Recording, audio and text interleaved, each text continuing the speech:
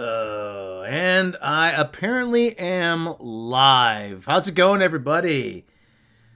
How's it going, everybody? Why do I have my headphones on? I can't hear you. So, okay, let me take those off. How's it going? So, I am live. This is the second time I'm doing this. I have the camera fixed at a lower angle. How's everybody doing out there? Let's take a look, see who is in the chat. We have Captain Hare. We have Primate Productions, Becca Random 42. We had Script Doctor for a little while. Since Andre is going to be reading Norse legends, I demand that you and Tom sing us Songs of Your People. If I'm going to sing Songs of My People, it's going to be a Hard Day's Night or something. Share the stream. I did share the stream. I shared it out. I did share it. I sent the link on YouTube. So, okay. All right. We got a couple topics to cover. Let's see if I can bring this up here.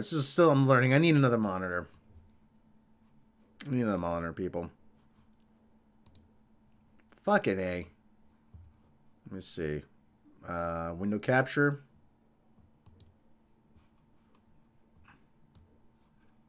So, right, fucking hell, man. What the hell?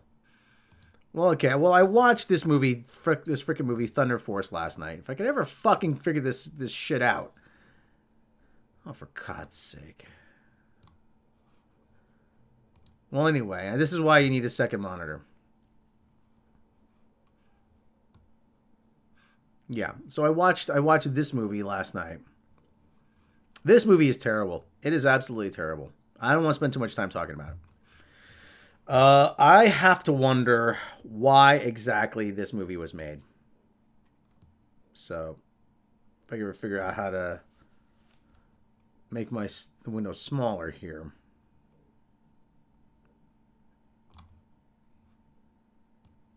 No, that's not how you do it. Control. Just add a pic of Thunder Force to OBS add image. Well, if I knew how to do that, I'd do it already. Yeah. Well, anyway. So, yeah, so apparently you're seeing the chat, too, now. Let me pop the chat out. I like having the chat popped out, actually. So, Script Doctor, what's up? Adjusting size, quite humorous. Phrasing. Hairless Primate.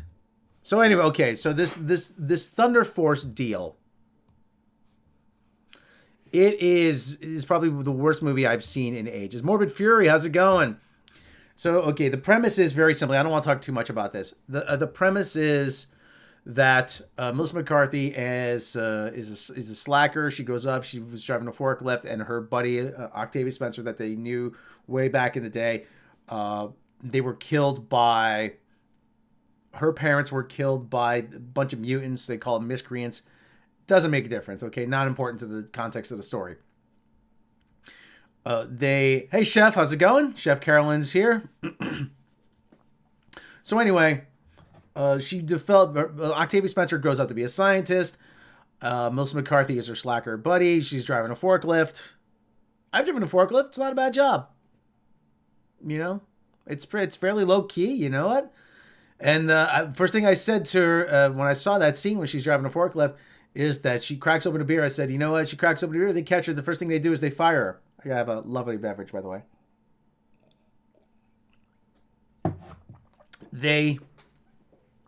So anyway, her friend Octavia Spencer goes on to become a big geneticist. She develops a formula to turn regular people into superheroes, and through an accident, Melissa McCarthy gets injected with super strength. And it's just the same. It's a lot of cliches after that. The whole thing about, oh my God, look, she fell down because she's awkward. She's awkward because she's fat. Get it? They play that up. And if you want to, go watch Mecca's review. She did a good review on that, or a non-review. So anyway, I don't understand why this movie was made. This is the movie that they pushed back for over a year, and I mean, Octavia Spencer is an Oscar winner. She doesn't need to do this. I don't get it. Are they doing this ironically? I don't get it. What's going on? And if they're totally being serious, I'm like, this is what you think superhero movies are? Seriously? So anyway, just avoid it. Don't waste your time. I took the hit on this one so you wouldn't have to. Captain Hair, Rob, we've discussed this. You have to tell me if you're going to torture yourself like this. Oh, sorry. I'm echoing a lot. I'm echoing a lot. I don't know what's causing that. Thunder Yawn, Thunderbutt Force, what do we call it? Morbid Fury. All right, so anyway, that's Thunder Force. Complete waste of time. Don't bother. It's not a good movie. And you will regret, you will rue the day you decide to watch it. All right, moving on. Let's see. On the docket is, this movie, this broke actually last week. Is that the Captain America deal here. If I could pull this up for more than a minute. And this is why, and you're right, I do need another thing here. Capture desktop. No. Oh, for fuck's sake. All right. Well, anyway, I've been saying actually for a while now that for some bizarre reason they've had a hate boner for Captain America for a while now. Modern comics and the modern media, they really have a hate boner for Captain America. And right here, you can't see it here, but this is America Chavez quite literally leaping in front of Cap to punch Hitler. Another case of stolen valor. So here's the original. You probably can't see it from behind here. Do I need to go grab my poster? Captain America #1. Cap. Let me shrink myself down so you can see it.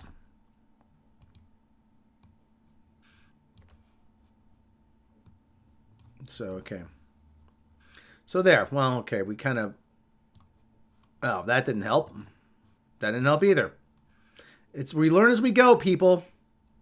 So, okay, yeah. So there you go. So there's like Captain America #1. As he's punching the World War II bad guy.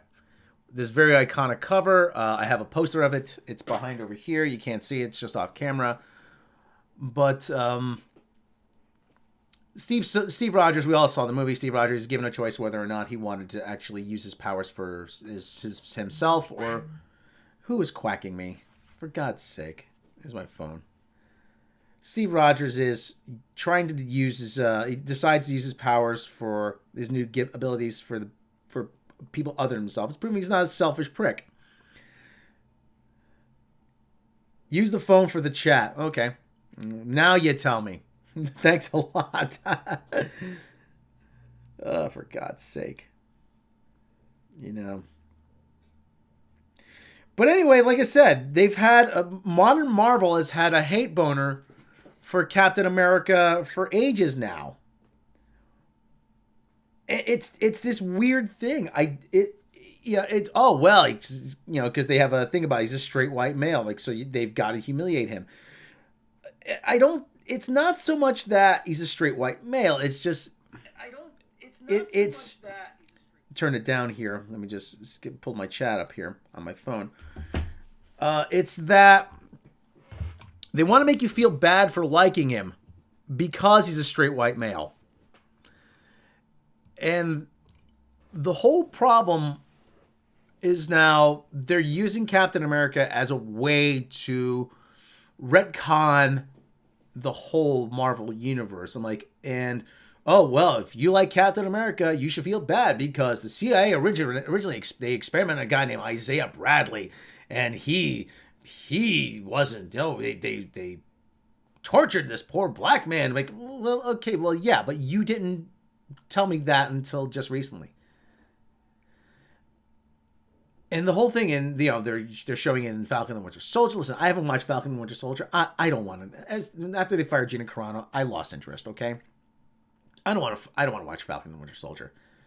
I know the story about John Walker, the Super Patriot. That was actually a storyline when I was still reading Captain America in the late '80s as on a regular basis. Steve Rogers refused to do a lot of sketchy missions for the government, and so they stripped him of his title, Captain America, and they gave it to John Walker, a guy who would do anything. And the whole point of that story was, this is not what Captain America should be. Everything you think about, you think Captain America is this right-wing, jingoistic, xenophobic icon for whatever. No, he's not. This is not what Captain America really is. Captain America represents all the things that are good about this country and about our people and about everybody else. Yeah, we make mistakes, but you know what? He's ultimately a symbol for good. Like in that scene where he, with the super carriers, so he tells Nick Fury, this isn't freedom, this is fear. And the whole thing about Captain America is we have so many people now working on Captain America, writing Captain America, who fundamentally don't understand that about him. And Captain America is ultimately a symbol of good. All they see is, Captain America. I'm like, we're just going to lump all a problem. We're going to make people use him, make people feel bad about themselves. I'm like, no, you don't do that. I'm like, no, he's there. If anything, you should be using him to show, like, listen, we can fix these things. We can fix these things. We're supposed to be better than this. So you have Ta-Nehisi Coates writing Captain America. And he's using the Red Skull as an avatar for Jordan Peterson. Now, I am not a fan of Jordan Peterson. Listen, I have nothing personally against the guy. But at the same time, I kind of put him in the same context as a Dr. Phil. Let's see if maybe this will help. Maybe this will help. No, fuck me. Fucking hell. Fucking hell, man. Okay, that seems to be a little bit better. So anyway, you're seeing my desktop too. Okay, we'll have that take up the whole screen. Let's see if that helps. There we go. That's better. So yeah, don't tell anybody, but I got emulators on my desktop. Shh. Jordan Peterson shocked by Captain America Red Skull, villain Red Skull espousing rules for life. Ta-Nehisi Coates' new comic sees Red Skull mobilizing young men against feminist trap and other Petersonian targets. I kind of put Jordan Peterson in the same category as Dr. Phil, wherein that he is, the advice he's giving is not inherently bad. It's very oversimplified, but it's not inherently bad for anyone.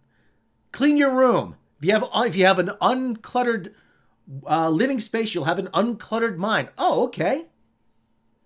Make yourself better tomorrow than you were today. I have a friend of mine who's Jewish. Guy who's Jewish. He said actually that's one of the tenets of Judaism. Make yourself better. Be better today than you were yesterday. There's nothing inherently wrong about that. Yeah, a lot of it is very oversimplified, but at the same time, it's not bad advice. In the new issue of Captain America, the superhero's longtime nemesis, the Red Skull, espouses his views about the 10 rules for life, the feminist trap, and chaos and order. And Canadian psychologist Jordan Peterson is none too pleased. Written by the award-winning author Ta-Nehisi, we have to put author in quotes.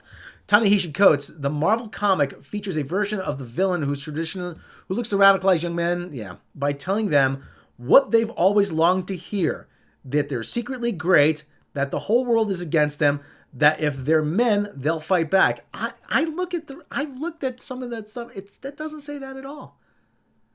And bingo, that's their purpose. That's what they'll live for, and that's what they'll die for. Peterson, the self-styled professor against political correctness, who wrote the book 12 Rules for Life, is adored by young white men. Okay, who wrote this article? Who wrote this piece? Allison Flood. Let's take a look at what Allison Flood looks like. Guarantee you. Okay, yeah. Well, she's a screaming Karen, though. She's a screaming Karen. Okay, Peter still proposing yada yada yada. Describes chaos represented by the feminine, and that the masculine spirit is under assault. He took issue with the characterization. What the hell? He wrote on Twitter Tuesday after the comic was brought to his attention. Peter went on to post a series of his own adages, superimposed images of Red Skull, including the secret to your existence is right in front of you. It manifests itself as all of those things you know you should do, but you are avoiding. And if your life is not what it could be, try telling the truth. Try telling, this, what's inherently wrong with telling the truth? No, we're going to lie to, you're going to lie? That's it? If you cling desperately to an ideology or wallow in nihilism, try telling the truth. Isn't that an old saying, the truth shall set you free? I mean, really, there's, like I said, it's kind of an oversimplified philosophy, but at the same time, there's nothing inherently bad there. Listen, I'm not an expert on Jordan Peterson, okay? So if any of you know more about that, then please let me know what I'm missing here. But this doesn't seem to be anything inherently bad. There's an admiral, I think Admiral Hayes, United States Navy. He gave the commencement speech at West Point. He said, the first thing you should do in the morning is make your bed. Make your bed because it gives you a sense of accomplishment that you carry with you throughout the day. You make your bed, you put things in the right order from the beginning.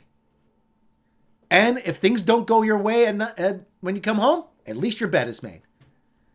Yeah, okay, it's a kind of very simple, but it's a very simple basic philosophy, and there's an underlying logic to that. You keep one thing in order. I say kind of the same thing. Focus on one thing. Do one thing. You got a million different things going. What's the one thing you can accomplish right now? Okay, do that. So, like I said, there's nothing really inherently bad about what he's saying. Do I really live in a universe where Ta-Nehisi Coates has written a Captain America comic featuring a parody of my ideas as a part of the philosophy of the arch-villain, the Red Skull? Unfortunately, you do, Pete Jordan. Unfortunately, you do. Peterson asked later, adding, it's not hard to be shocked by the sheer surreality of the time we inhabit. The comic sees the baddie plan to stage demonstrations with the men he has radicalized online. To his countrymen, Captain America speaks of dreams. He does not understand it's not the dream that moves the men to the boldest of action, but the nightmares, says the Red Skull. As the comic shows images of rioting men across the U.S. wearing Red Skull and American flag masks, Red Skull goes on to say, what has happened to the men of the world is truly one of the greatest tragedies of our time. I offer you the sword of manhood. During we got to get to the Orange Man. During the Orange Man's presidency, the Red Skull was also used to highlight the self-aggrandizing speech of the Orange Man, with an anonymous Twitter account superimposing the Orange Man quotes onto panels from the comic. I will totally destroy and obliterate the economy of Turkey. I have done it before. He shouts the Red Skull. in one example and another. I would bring back waterboarding, okay? And I'd bring back a hell of a lot worse than waterboarding. Coates won nationally. Okay, yada, yada, yada. Nobody cares. He was awarded a MacArthur Genius Grant in 2015. Apparently, they're just handing them out now. Yeah, really, MacArthur Genius Grant. I'm like, yeah, this guy's a genius. Really, seriously, he's a genius. And that's gone cold. Well, like I said, though, what Peterson says, like I said, I read some of his 12 Rules for Life.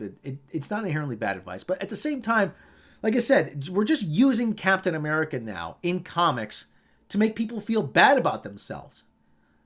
And that is the total antithesis of why I read Captain America. This was something to aspire to.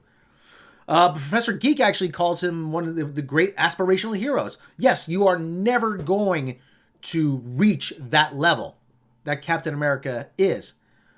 But it is something to aspire to. It is something for the other heroes like Spider-Man and others to aspire to. It is something, it is the ideal. He's actually, and he fits into the archetype of the war hero. the aspirational hero in The Man Out of Time.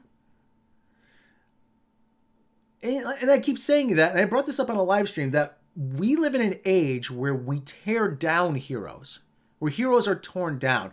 We're not just heroes, celebrities, famous people, people who have achieved a lot of, who have great achievements. We like to tear them down.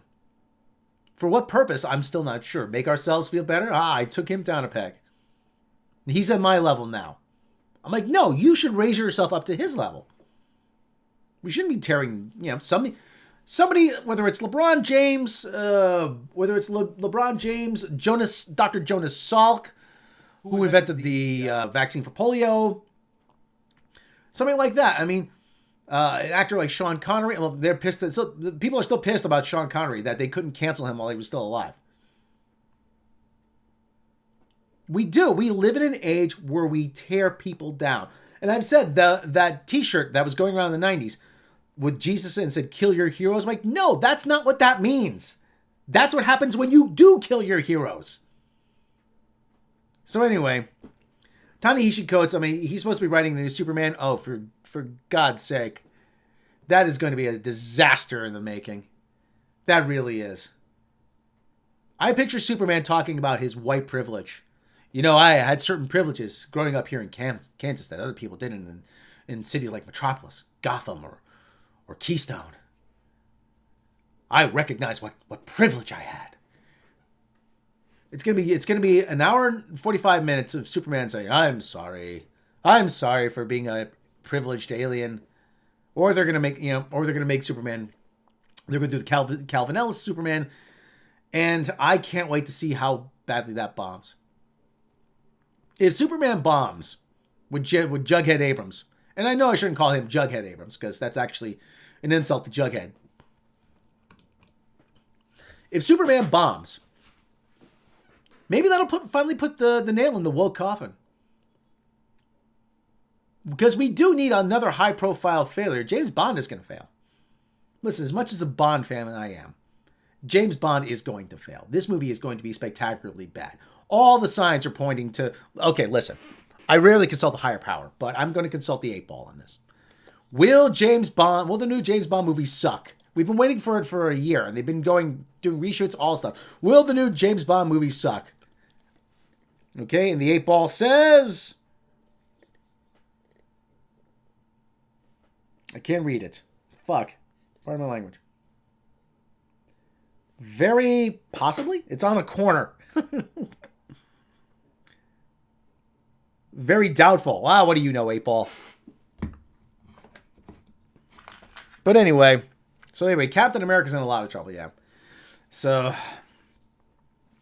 is my Captain America... I can't remember where I got this from. I think I got this at a convention around here. The show. Yeah, this is what happens when you have people who hold a grudge. When people who don't write comics write comics. He's using it as a sideline for other things. He's using it as a stepping stone. Ta-Nehisi Coates has no business writing comics. Sana Amanat has no business working in comics. That lady who wrote that This I'm Not Starfire, she has no business writing comics. Vita Ayala has no business writing comics. Daniel Kibblesmith has no business writing comics. Where are the people who actually want to write comics? This is what happens. Look, they go into it like, idiots read comics, so I get to do whatever I want. No, you can't do just whatever you want. For God's sake. And the sad thing is, Captain America was some of the first comics I ever bought when I was a kid, with my own money. Walked into a little reused bookstore. They had big boxes of back issues. I bought Captain America 300. Captain America 305 was actually, 304, 305 was one of the first comics I ever read. Marvel comics I ever read. When I started buying them. I read comics before, but when I started buying them, that was like the first comic I ever read. It's pretty sad. Actually, 305 is with Captain Britain. That a lot of people want, that Henry Cavill is rumored to be in running for. And right now, I mentioned Henry Cavill. And somewhere out there, Anna, that Star Wars girl, goes, "What? Someone mentioned Henry?" Anna, you have a far too convoluted plan to meet Henry Cavill. I'm sorry. Anyway. Oh, boy.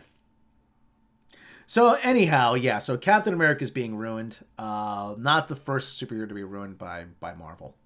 But let's get to something else here. Let me see if I could do this. Let me see if I can pull this up here. Okay. See if I can undock this here from the... All right. Okay, I'm waiting for it. There it is on my phone. So, okay. We covered this on Midnight's Edge a couple days ago. Kathleen Kennedy's finally found a way to ruin Indiana Jones. Kathleen Kennedy, I've been saying, I mean, ever since they bought Lucasfilm, Disney bought Lucasfilm, Kathleen Kennedy was put in charge. She's been looking for a way to ruin Indiana Jones. And she's found it. This is actually the biggest middle finger I could imagine giving fans. Indiana Jones, Phoebe Waller-Bridge lands female lead. Now pay attention to that word, female lead. In next installment opposite Harrison Ford. Female lead. Lead.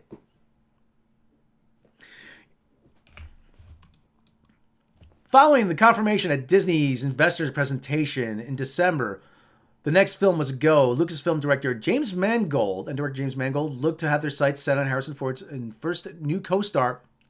There you go, new co-star in the next installment of the Indiana Jones franchise. Sources tell Deadline that Fleabag Emmy winner Phoebe Waller-Bridge, I've never seen Fleabag. I've seen a little bit of Killing Eve. That wasn't bad. Is set to co-star opposite Harrison Ford in the fifth installment, with Ford returning as everyone's favorite fedora-wearing, whip-slinging archaeologist. Mangold is taking over directing reins from Steven Spielberg, who's still serving as producer and is very much involved in various elements of the film. Kathleen Kennedy, Frank Marshall, and Simon Emanuel join Spielberg as producers. John Williams, who has worked on every score of the 40-year-old franchise, including its iconic theme, will also return as composer. I'm starting to get dry throat. I need a drink of water. The hope is to start production this summer, with Mangold meeting with other talent for other roles in preparation for production. Plot details are still vague on what the new adventure awaits Jones, as are details behind who Waller-Bridge will play. We know who Waller-Bridge is going to play. Either a long-lost daughter or someone who constantly puts Indiana Jones in his place. The film is set to bow on July 29th, 2022. Well, let's hope an asteroid hits the Earth before then. Waller-Bridge has had quite a run after her TV show Fleabag has become a critical darling, eventually sweeping 2019 Emmy Awards, including wins for Best Actress and Best Comedy Series.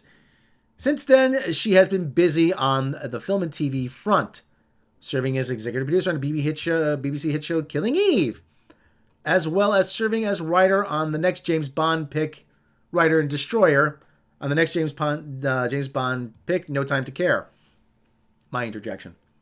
She's also set to co-star with Donald Glover in the Amazon series Mr. and Mrs. Smith. Now, is that based on the film Mr. and Mrs. Smith? With Brad Pitt and Angelina Jolie, where she will also serve as executive producer and writer. This will mark a sort of pseudo-reunion for Waller-Bridge and Lucasfilm, having voiced L337 in Solo, a Star Wars story. Nobody cares. Waller is rep by nobody cares. You know, I've been saying for a while now that Kathleen Kennedy, when they bought Lucasfilm, when Disney bought Lucasfilm, Kathleen Kennedy was made chairman, whatever the hell she is, that she could have made an Indiana Jones movie by now. But this property was laying on her desk. And I picture her looking at a picture of Indiana Jones, Harrison Ford in the hat or whatever, just looking at the DVD box set or looking at a poster on her wall saying, I don't know what to do with this.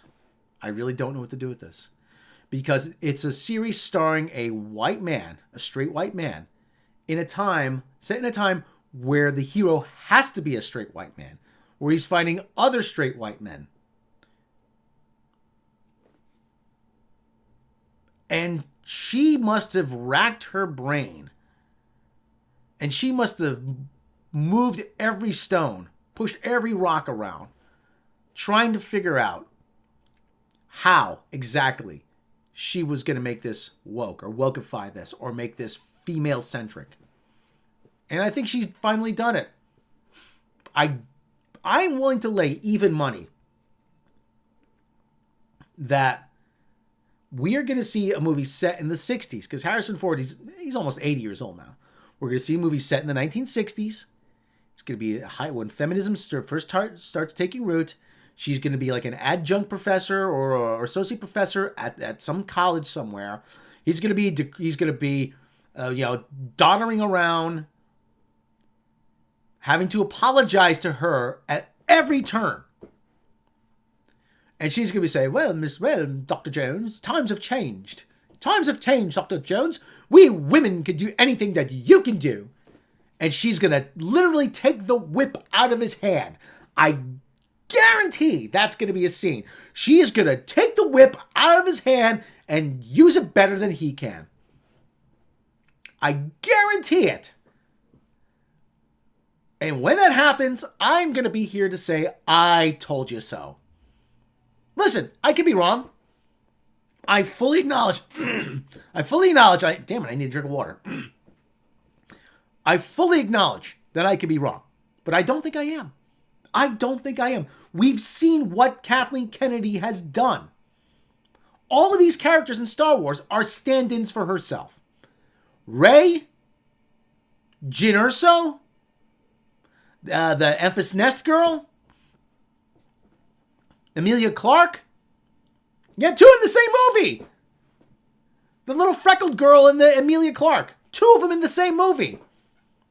The one then she's playing the Flag Smasher in Falcon and Winter Soldier. Why do they keep making her still want to... Listen, I've said from day one, as soon as she took off that mask, I said, fuck you. Fuck you. I call bullshit on that right away. There's no way a group of hardened space pirates are going to follow a 16-year-old girl. Oh, yeah, but there were really real 16-year-old girl pirates in real life. I'm like, yeah, but that was like 1635. And people lived to the age of... We're lucky to see the age of 40. And you stepped on a rusty nail, it was a death sentence. So don't tell... Oh, for God's sake, I'm giving myself a stroke. And this is no doubt how Kathleen Kennedy sees herself. She sees herself as being far more sophisticated than she really is. She sees herself as she still sees herself as a 30-year-old British woman. No doubt. I have no doubt. 16-year-olds should be removed from society until they're 35. Well. Sandra Hammerslag, why do they hire these second-rate English actresses and gender-swap male icons? I see a pattern here. Sandra Hammerslag, I'll tell you something. There is a dirty little secret that Hollywood doesn't want you to know. They hire British talent. Hollywood has had a boner, has had a serious hard-on for British talent for years now. And that's because they use it to get around the union rules. There's a multi-pronged thing with British talent. First of all, they hire British talent because, first of all, you can underpay them and not be penalized by SAG, by the Screen Actors Guild Union. Let's say we were making a movie, okay? And I'm making a movie, and I'm making the big movie starring Robot Shlomo. The big movie starring Robot Shlomo. Then all of a sudden, the studio gets in the way. Robot Shlomo, how much do we have to pay him? Well, union says we have to pay him $1 million because his name's on the marquee, starring Robot Shlomo. And they say, oh, geez, let's get Johnny English over here. We can pay him $200,000. And it makes the movie look less American so we can market it overseas easier. Ah, great idea. Look at all the money we've just saved. That is why Hollywood has had a boner for English talent. And the fact that you can market it overseas, Plus, the added benefit, getting English talent, British talent, makes them seem more legitimate in the eyes of their low-life Hollywood peers. Well, I have the Shakespearean actor starring in my movie. Who do you have? Someone from Oklahoma? Ha ha ha ha ha! Don't believe me? Call me crazy. Pierce Brosnan said it. Pierce Brosnan admitted it. Pierce Brosnan called British actors the equivalent of Mexican day labor. This has been going on for years. And I don't want to hear it's, oh, British actors are well trained. Like, okay, yeah, they are well trained, but you know what? Like I said, they're cheaper. And like I said, this is an added benefit. Now, this is an added benefit for Kathleen Kennedy. She gets someone who she projects herself onto screen.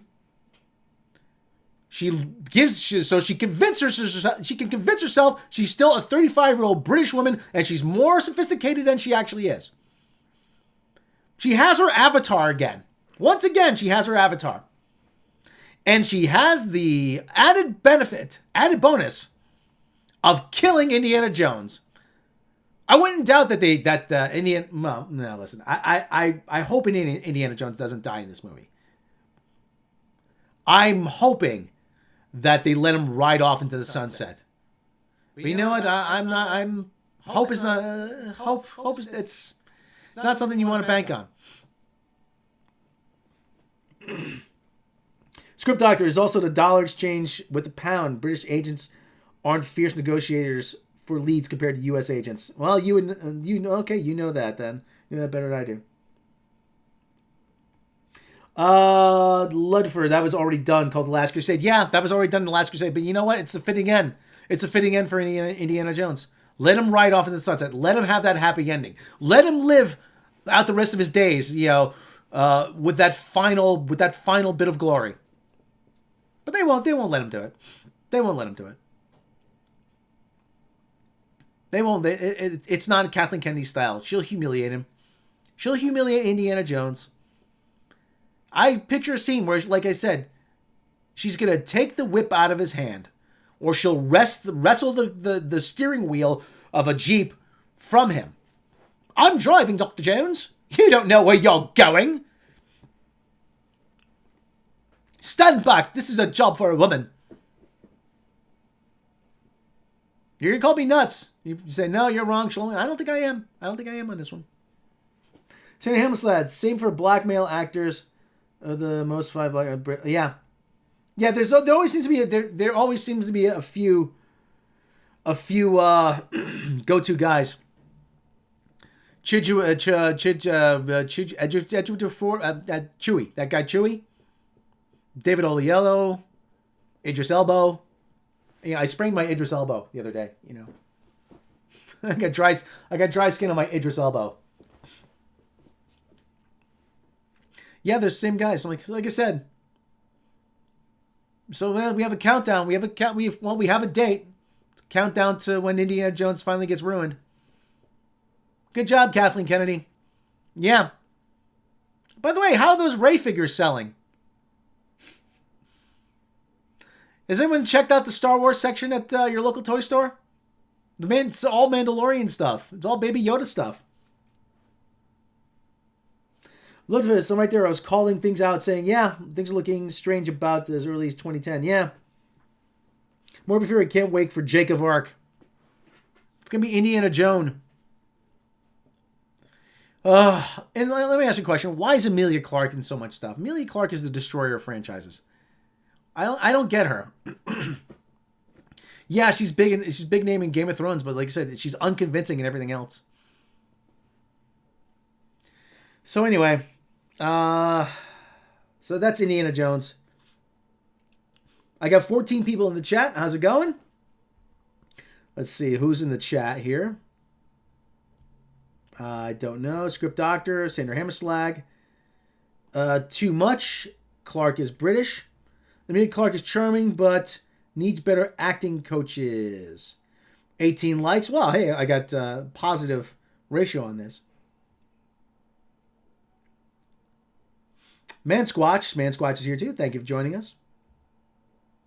All right. Okay, what do you think? We should move on to another topic? So apparently, we can't read this here. Oh, for God's sake. So, yeah, Star Trek is is communist. Oh, brother. See, now this guy here, this guy should be serving me coffee somewhere. Star Trek communists hope Star Trek can inspire real revolution. Yeah, keep hoping there, pal. Workers of the world unite. You have nothing to lose but your chains. Karl Marx. You know what? I don't want to spend too much brain cells on this. We've covered this. Star Trek is a post-scarcity world. We've covered this ad nauseum. Most Star Trek fans... okay. This guy's an idiot. Take a look. Yeah, there's a guy... There's a guy, really, I mean, who has really...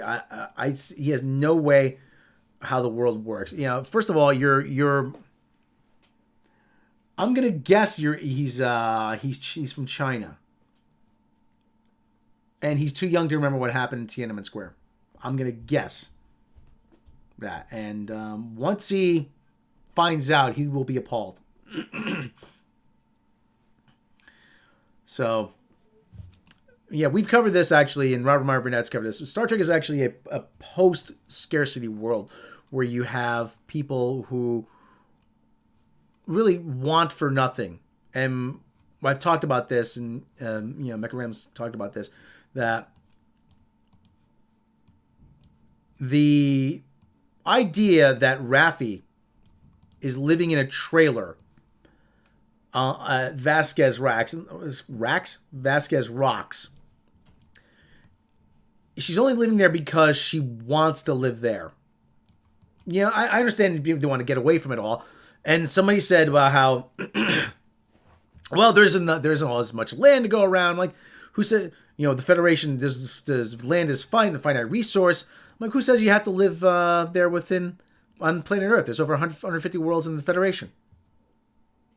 You can go get a place on Ursa Major. Rigel 7. Yeah, you'll be kind of removed from everything, but you know what? Imagine listen.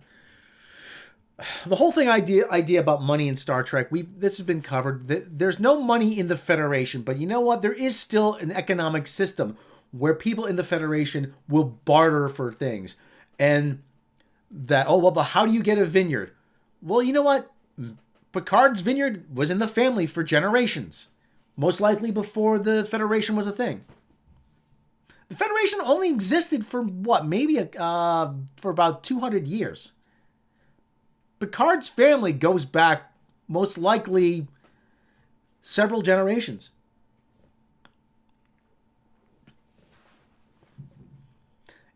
Fine.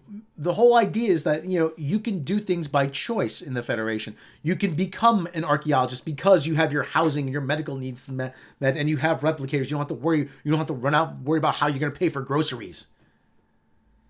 About the replicators, they say matter and energy are interchangeable. That was actually what Picard told Moriarty. So this idea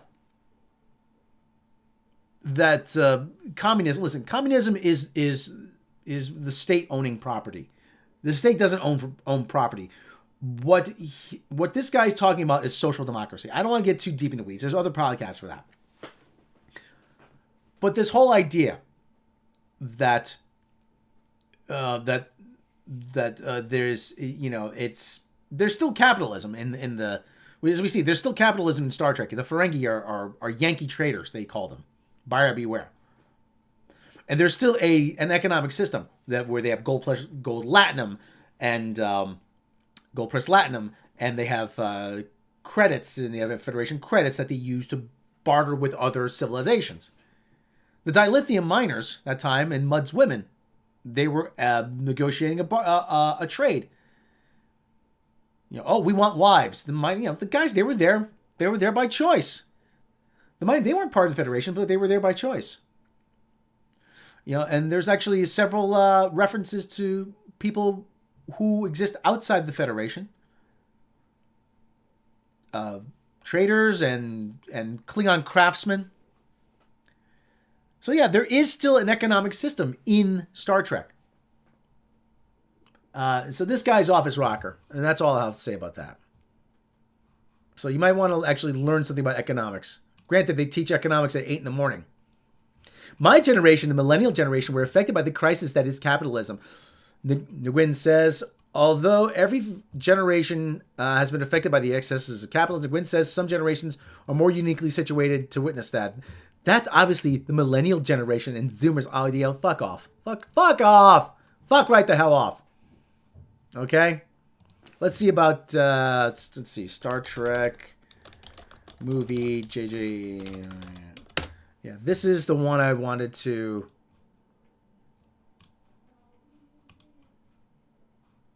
Okay. This is the one I want to talk about. Trek movie, Trek Core, comicbook.com, which is the propaganda arm for CBS. Comicbook.com is actually owned by CBS Interactive. These guys, I don't know who they're owned by. TrekMovie.com is not endorsed or sponsored or affiliated with CBS Studios, Paramount Pictures, or Star Trek franchise. It's various Sci-Fanatic Network, Legacy, Legal Private. Okay, Sci-Fanatic Network. I don't know who those guys are. Paramount sets top secret Star Trek movie for summer 2023 to be produced by Jughead Abrams. As I said, it's an insult to Jughead, but what can you do? After a 5-year hiatus, it looks like Paramount Pictures is ready to go back into the Star Trek movie business. So we're admitting now that the movies are made by Paramount. That there's two separate people making the TV side and the movie side. So we're finally admitting that to ourselves now. What we've told you, what Midnight's Edge has told you for the past, I don't know how many years, that there is a split in the rights. Today, Paramount Pictures revealed a new release schedule for a number of upcoming movies, moving several films like Top Gun Maverick, Mission Impossible 7, and Mission 8, and more around. But buried in all the reshuffling was an untitled Star Trek movie set to be released on June 9th, 2023. That's wishful thinking. Okay, listen. Untitled Star Trek movie. That's all you got to hear. Wishful thinking. They put it on the slate. This is just my opinion now. I think they put this on the slate to try and get investors excited about it. Because we've seen what happens with untitled movies, untitled projects. They get kind of just sweep this aside. There you go. Today, Paramount Pictures revealed... Okay, yeah, we covered that. There are no details on this Star Trek movie. Trek Movie reached out to Paramount Pictures, who provided the following statement. The untitled Star Trek movie is a top secret project that we're developing with Jughead Abrams producing. The destroyer of franchises. Paramount said they were not able to share any other details at this time because there are no other details. My opinion. And you know what, JJ, you're insulting me with that. JJ, he's holding the Vulcan salute. I got a salute for you, JJ.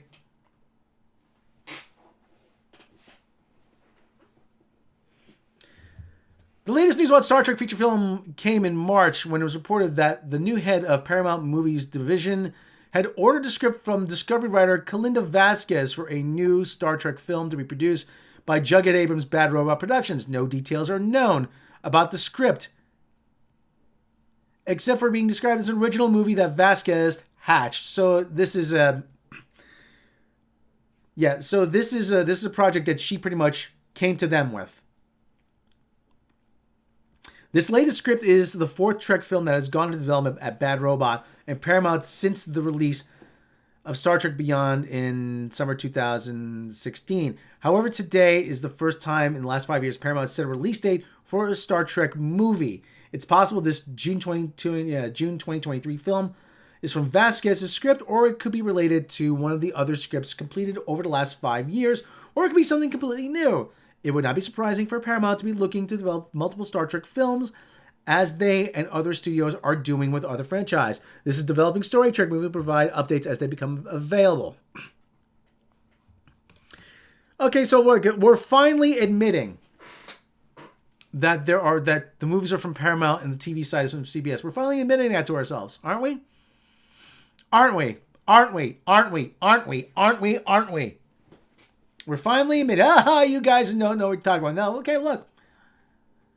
And now that they're all under one banner, they've finally admitted it on STD that this is the Jughead Abrams universe, the Kelvin universe.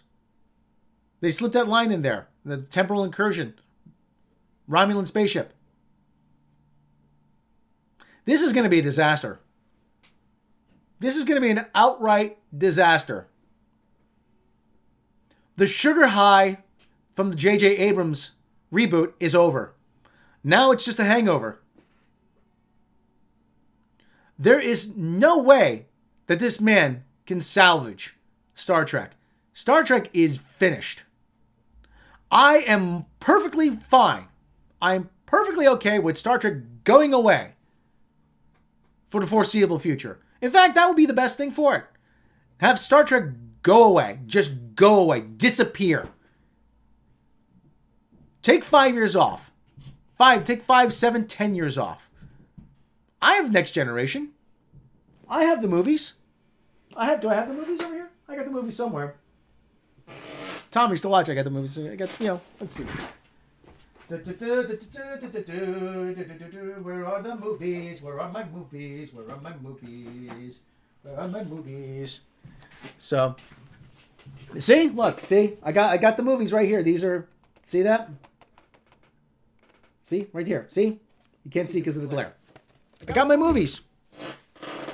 I got the original series is still available. I can still watch the original series. What do I need this bastardization of Star Trek for? Because all it's going to do is keep devaluing the brand. That's all this is going to do. It's going to keep devaluing the brand. There's no Star Trek merchandise on shelves. There's no excitement around STD. Oh, whoa, we've got a couple Mego figures or vinyl pop figures of Mikey Spock. I'm like, yeah, really? Really, you think anybody's gonna buy that?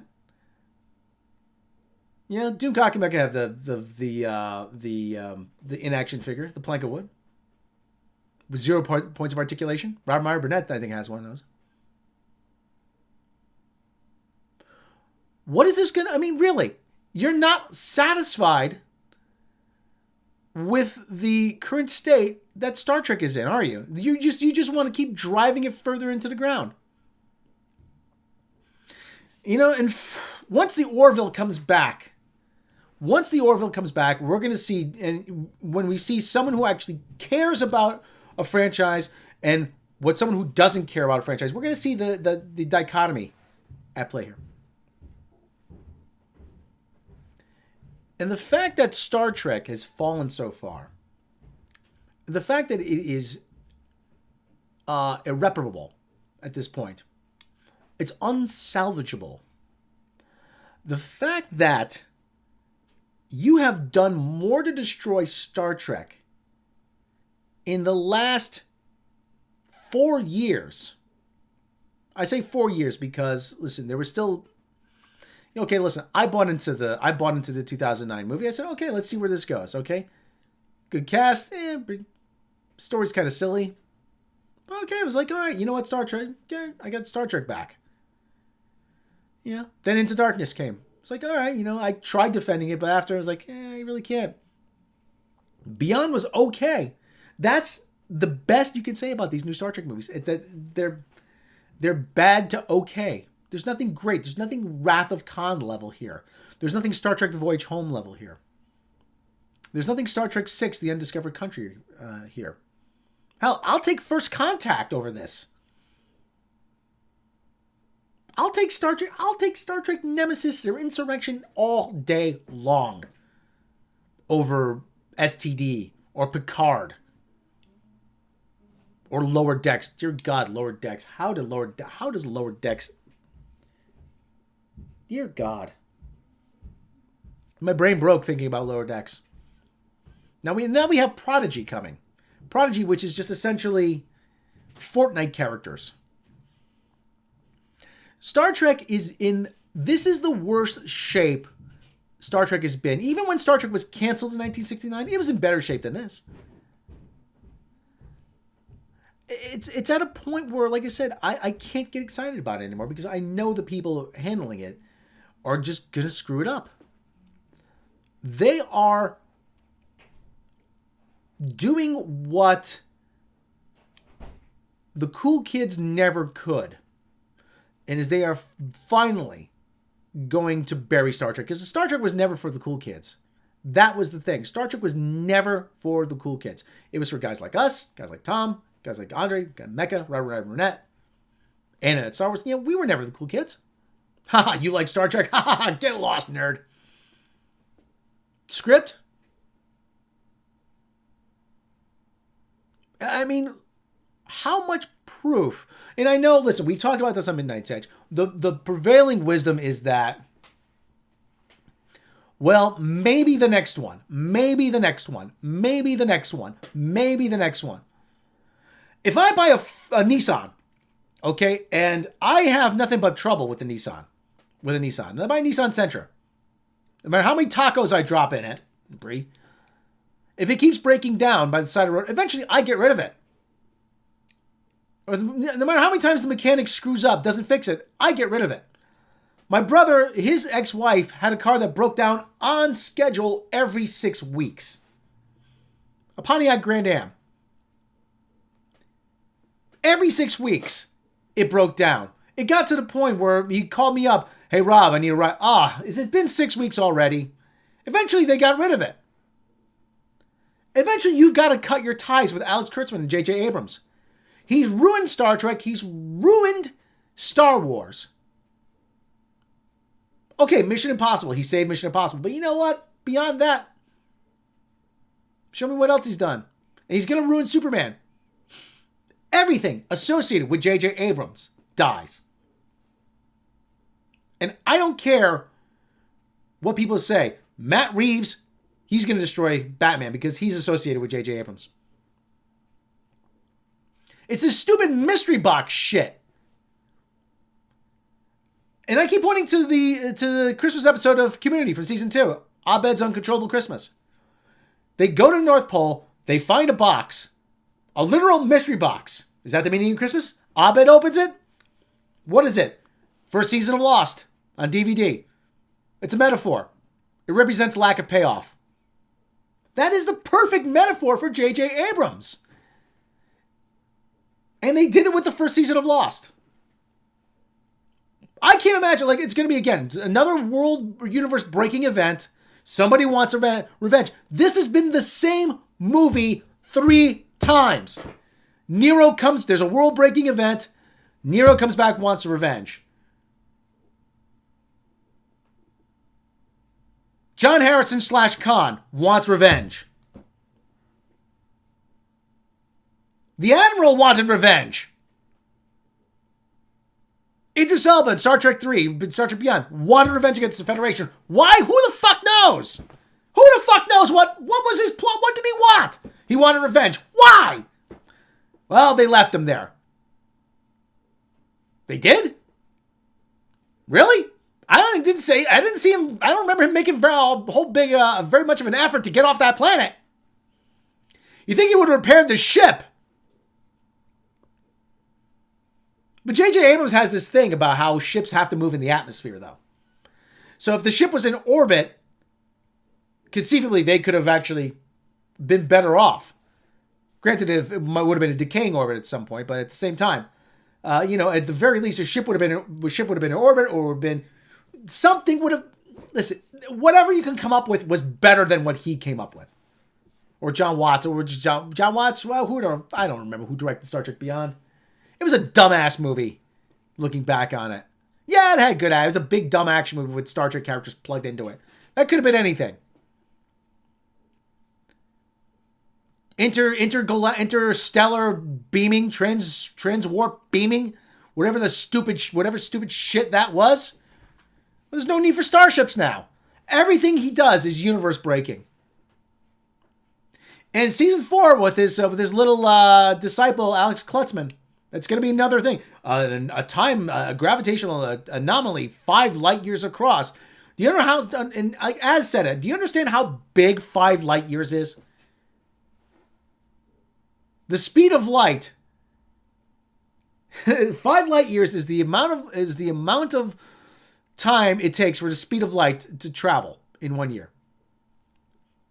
So it would take 4 years for us to go from our solar system to Alpha Centauri. The universe or galactic space is not, interstellar space is not a close neighborhood. It's not down the street. You know, the first movie should have tipped you off. We'd arrive in Vulcan in 40 minutes. Thank you for your time. I'm like, no, it takes hours. It would take hours or days at best to arrive at Vulcan from Earth. I don't know what the exact thing is. But they're still banking. What is it about? Tell me. Somebody tell me. What is it about J.J. Abrams?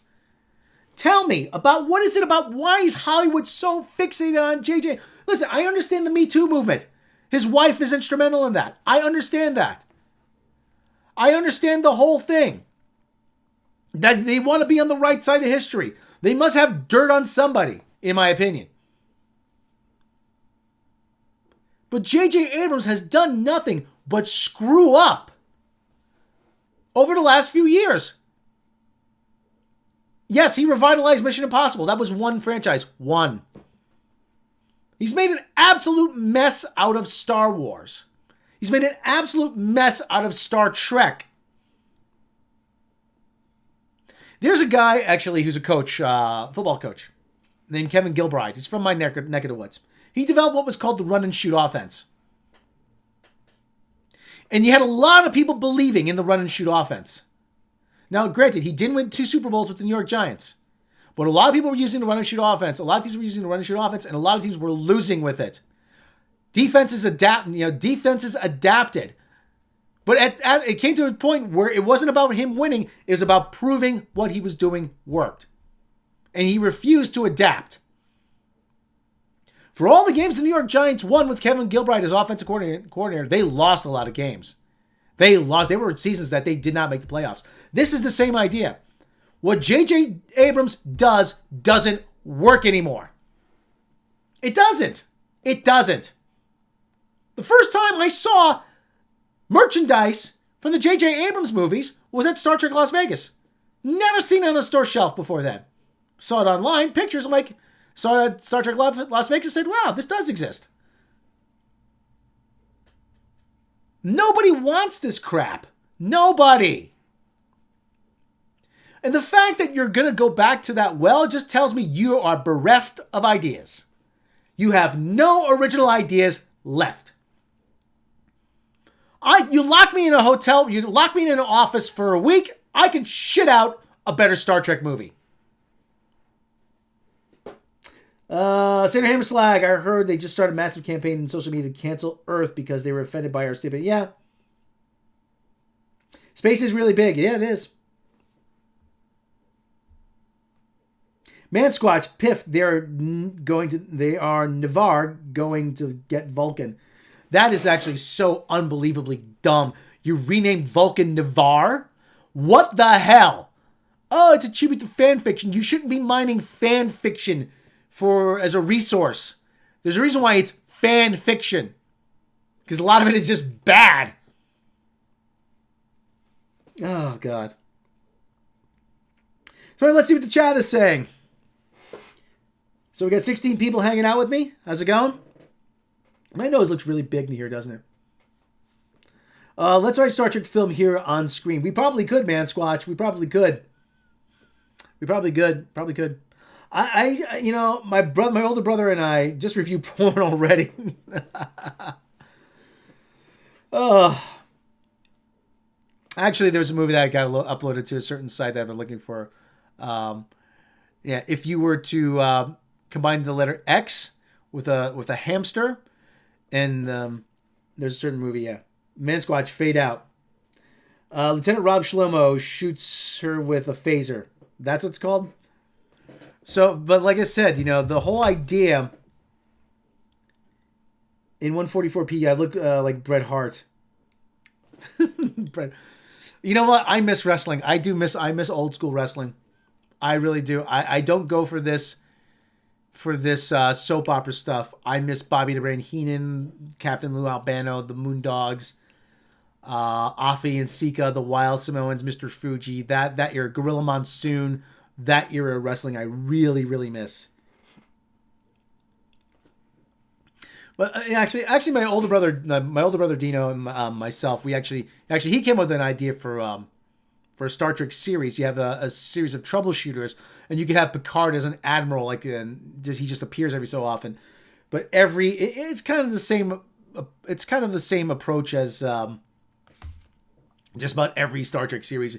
But these are the elites of the elite. They go out and they solve problems, whether it's a trade dispute, a border dispute, an epidemic, averting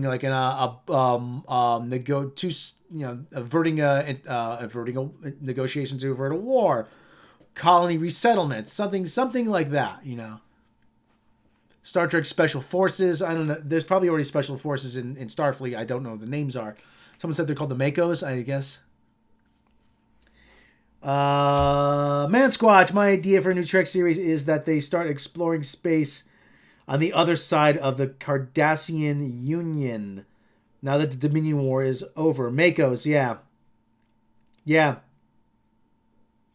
Sandra Hammers like the Makos. Yeah, that would be actually not a bad idea. Could be like a hostage, listen, wouldn't it be cool to see what a hostage rescue looks like set in the Star Trek universe? Yeah, granted, you'd have to go in and you could just beam them out. But, let's just say, just for purposes, okay, how would you get around that? Well, there's a subspace dampening field around the the atmosphere is ionized, and you can't beam down. You have to take a shuttle down. Oh, okay, all right. Well, okay, now what would that look like? What would a hostage rescue in the 24th century look like? Okay, the traditional commandos in black, but what tactics would they use? What would they do? How would that be handled? How would they get around security? How would they get around certain how would they get around certain measures? How would they infiltrate like a compound? Would they do it the same way we do it? Would they do it how they did it would it be like tunnel rats like in the Vietnam War? Just send in a guy with a sidearm and a flashlight through a sewer? See, it's those kinds of questions that they don't ask. What would this look like? What circumstances would someone want to take hostages under in the Star Trek universe? What would be the impetus for someone wanting to do that? We saw it a little bit in TNG where they kidnapped Beverly Crusher, and they developed these guys developed these transdimensional devices that would beam them out, but it would cause them great stress to the point where they would be dying they would be slowly dying the more they use them. Like I said, okay, fine, there you have a premise. Okay, we have a premise for a show. And this would be a self-contained show. Why would these? Okay, they're taking hostages. Why are they taking hostages? Well, they want autonomy. Okay, why do they want autonomy? Because the government is oppressive. Okay, why is the government oppressive? Okay, the government's oppressive because they were forced from their homelands and forced to relocate. Okay, why were they forced from their homelands to relocate? Okay, there was ionic radiation. Okay, and they had to for their own good. Okay, but they lived there for generations. Why? Wait a minute. Maybe the government is lying to them. Maybe there's an ulterior motive. See? That's how you write a Star Trek episode. At least I'm guessing that's how you'd write a Star Trek episode. About to get an X-ray dome. Holden Girl's here. Hi, Holden Girl. How you doing? Hairless Primates, their goal to change the hearts of my Mako Jag. Yeah. A Judge Advocate General series where it'd be Star Trek, but it would be every week would be a legal drama. Why can't you have that show? Why can't you have that show? Why can't you have? Why can't you? They've been tossing around Starfleet Academy, the Starfleet Academy series for ages now. You have green recruits, but you have Admiral William Riker as the commandant, or Geordi LaForge as the commandant, or Geordi LaForge as a professor of science. So you have it tied back to something familiar. You're passing the torch, but you're actually bringing people in, incorporating other ideas. See, there's no limit to what you could do. You could have, something like a science division. Astrometrics may be kind of boring, but you have applied sciences. Or what about just a show about the military wing of Starfleet? Starfleet is, if you wanted to do a series set in a wartime, you could do it with you could easily do it by showing combat troops. Starfleet training combat troops. I mean, that's something we've never seen. What would the life of an infantryman look like in the Star Trek universe? What kind of survival rate is there? What kind of training would they have to undergo? They would have to have ground troops in order or people to physically hold and occupy certain land. What would the life of a security officer be like in the security division? What kind of assignments would they undergo? See, I mean, like I said, apart from the philosophical things, like what does it mean to be human? Where does humanity stop and we become AI? Apart from that, I mean, that can all be tied into other things. But there are aspects of Star Trek and the Federation we haven't seen. We've seen the exploratory things. But we haven't seen the purely military things. We haven't seen the Judge Advocate General side. We haven't seen the special ops side. This can be easily done. But again, we're just going to have a universe-breaking event. And then everybody's just going to stand around and wait for Michael Burnham to fix it. And then say, yay, Mikey Spock. Oh, you're so great, Mikey Spock. You're so great. Oh, don't we love Mikey Spock? Oh, we love Mikey Spock so much. Oh, we're so glad Mikey Spock is here. Yay! That's all we're going to see. That's all we're going to see. Star Trek Ice Capades. I'd see that. What do people do in their downtime? What do people do they just all we've seen people do in their downtime in Star Trek is read, play poker, listen to jazz, listen to classical music, and go to see Shakespeare and drink. That's all they do. Oh yeah, well they play baseball in Deep Space Nine. Cisco and his son play baseball. I mean, listen, how would they spend their downtime? You're on a starship. I mean, like I said, what do you do? What do you someone once said on an article somewhere that life aboard a starship would be terrifying. I'm like, no, it wouldn't be. These are people that have trained for this. It would be terrifying for us because space is a harsh environment. These are people that have trained all their life, a majority of their lives for this. All right. I wouldn't mind, lower decks is abysmal, but I wouldn't mind seeing a series that took seriously the people that make the Starship Enterprise or the Voyager or whatever function. We got that initially in a TNG episode from season 7, I think, called Lower Decks, where Ensign Sito was killed on a mission in the neutral zone. And there was actually plans to bring her back. That she was captured. There was plans to bring her back. But unfortunately, that episode never got made. But like I said, what is life like for those people? That's actually an interesting premise. But again, we're going to get Alex Kurtzman's universe-breaking event. Yay, Mikey Spock! Yay, Mikey Spock is so great! Oh, Mikey Spock, you're so great! You're so great! Oh, what would we do without you, Mikey Spock? Really? I'm sick of this. I'm sick of this shit. I really am. You know, really, you've done the impossible. You've done the impossible. You've made me sick of Star Trek. And that's not a good feeling. I don't like how this feels. I hate Star Trek now. I really do. I don't like this. Is not a good feeling. It really isn't. The fact that I hate Star Trek really speaks volumes to how badly you've really messed it up. And the fact that you're making no effort to fix it, that you're just plowing ahead. You've lost all your fans. You've lost your fan base, and there are no new fans to come in and take up the mantle for us. This is not something that appeals to them. Star Trek, that's something those old people watch. And I've often pointed out to a lot of people, and I've said this on Twitter, I've said this to a lot of people. Okay, let's say for the sake of discussion, we go away. Let's just say for the purpose of discussion that Midnight's Edge, myself, Geeks and Gamers, Nerdrotic, Mecha Random, Dana That Star Wars Girl, John Talks, let's just say we all go away. Then what? It's not going to make Star Trek or Star Wars any better. It's not going to make Marvel Comics any better. It's not. You're still stuck with bad Star Trek. You're still stuck with bad Star Wars. And the fact that you can't see this, and the fact that you have to say, well, if you don't like it, don't say anything. I'm like, fuck you. I'm not, what do you mean don't say anything? Shut the fuck up.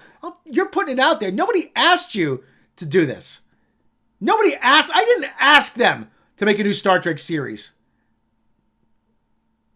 The fact that you're putting it out this, as Neil Young once said, if you're putting it out there, I can take a shot at that anytime I want.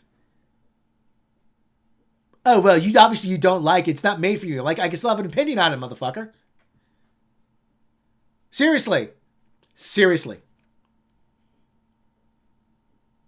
I mean, you sit there, you try to convince us what they're doing is good, and it's not. It's not.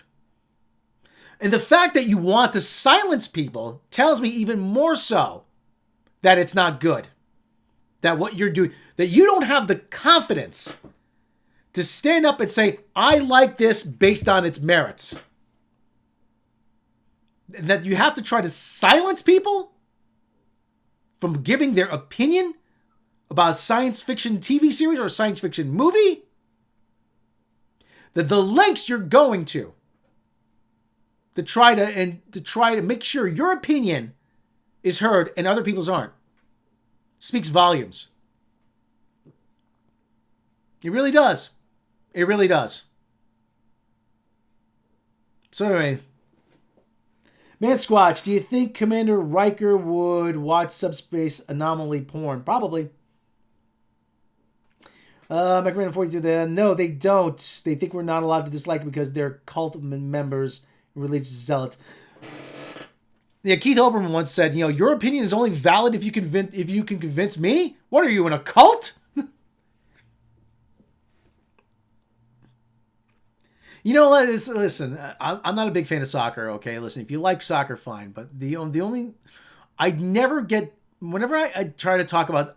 Whenever someone tries to discuss soccer with me, I always hear the same argument. It's the most popular game in the world. I'm like, well, you're not convincing me about the merits of the game itself. You're trying to convince me of the popularity of the game. I'm like, I'm not going to like something because of peer pressure. But it's the most popular game in the world. I'm like, yeah, but I don't like the game itself. I'm not questioning its popularity. And then usually after like a couple of incidents, well, you're just too stupid to understand it. I'm like, I'm too stupid to understand kick the ball in the net, really? Yeah, that's so difficult to understand. But that feeds into this whole mentality. Like I said, your opinion is only valid if others are suppressed. You really don't understand how this works, do you? Listen, you can have your opinion. Fine. You can like whatever Star Trek it is. With Star Trek that's out there. You want to like Lower Decks? Fine. Go ahead and like Lower Decks. You want to like STD? Fine. Go like STD. Don't like STD. I don't care. don't give a shit. But I've watched it, and you know what? I'm not going to sit here and have someone tell me that I'm not allowed to express my opinion if I don't like it. Because that's what you want. You just want people to hear people who think the same as you do. Well, if you don't like it, then just don't say anything. That's not how this works. So anyway, it's 6:21 now on the East Coast. Let's see what the chat is saying. Kind of like cheerleader outfits. Screw the labels. It's all about behaviors. Yeah. They don't actually like the idea. They like the idea of liking it. That's true. That is true. They like the idea of liking it. We got 18 people today. Thanks for sticking with me, guys. Thanks for sticking with me. Mako Jag, American football is confusing. Football, soccer is very easy to follow. Mako, we like games in America. See, here's the thing, Mako. We like things in America with a lot. We like games in America with a lot of rules.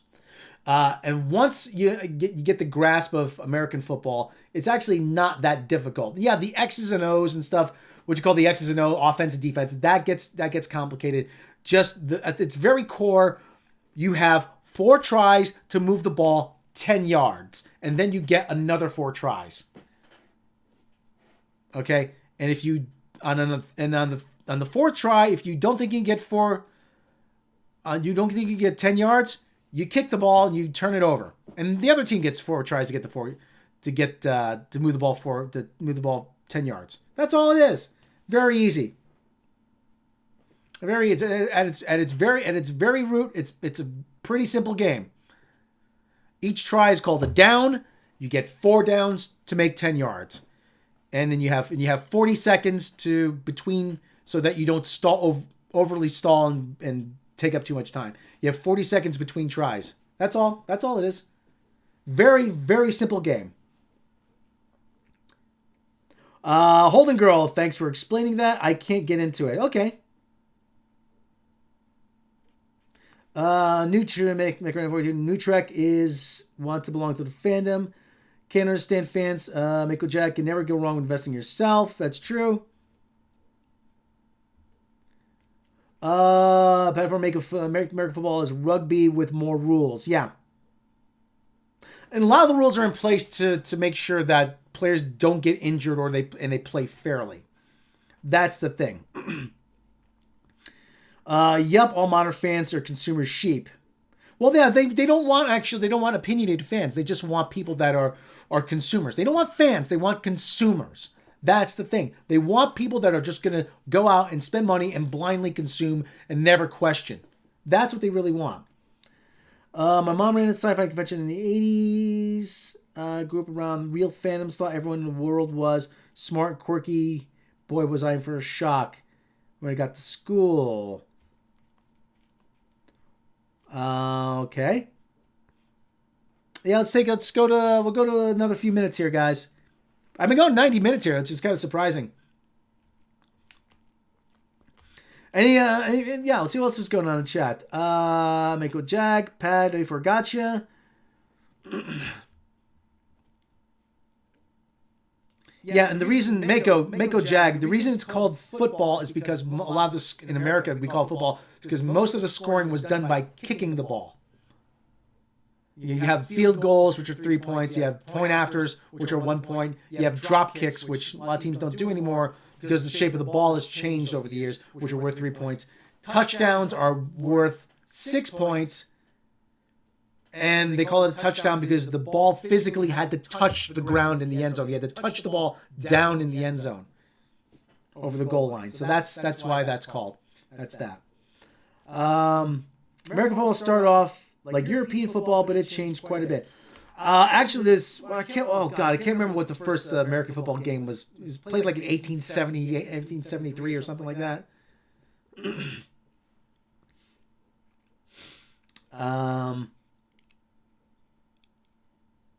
Yeah, it took place between 2 universities. I used to know the story. There's an echo. Yeah, sorry about that. I'm working on the fly here. Thanks, Rob, for explaining that. Live long. Yes, live long and prosper. Definitely. And like I said, I'm not going to... I had someone actually. I know someone from New Zealand. I offered up. I said, "Listen, if you don't understand anything about the game, just ask. I'll be more than happy to explain it." She goes, "Oh no, that's okay. You know, I really don't want. I don't want you thinking think I'm dumb. No, I'm not gonna think you're dumb. I'm gonna think you're interested. You want to learn. That's all. Just like I said, if I have any rules, any questions about rugby, I'll ask. You know." Man Squatch, November 6th, 1869, Rutgers faced, I thought it was Rutgers, faced Princeton, then known as College of New Jersey, in a game, Senior Hammerslag, good soccer match. You know, I used to go to see North American Soccer League when I was a kid, back when I was a kid, about like 6 or 7 years old. They had a team here. Yeah, you know, there's a lot of Europeans like riding out, just collecting a paycheck, getting ready for retirement. You know, so it didn't see the best. See the problem. Okay, listen. You want to know why soccer's not soccer or as you call it, European football is not as big in America as other sports. Here's the thing. And this is just me. This is my observation. It's because you can make more money playing American football. You can make more money playing basketball. You can make more money playing baseball. You can make more money playing hockey. The average salary in baseball is $5.5 million. That's just for being average. The average Major League Soccer salary is $200,000.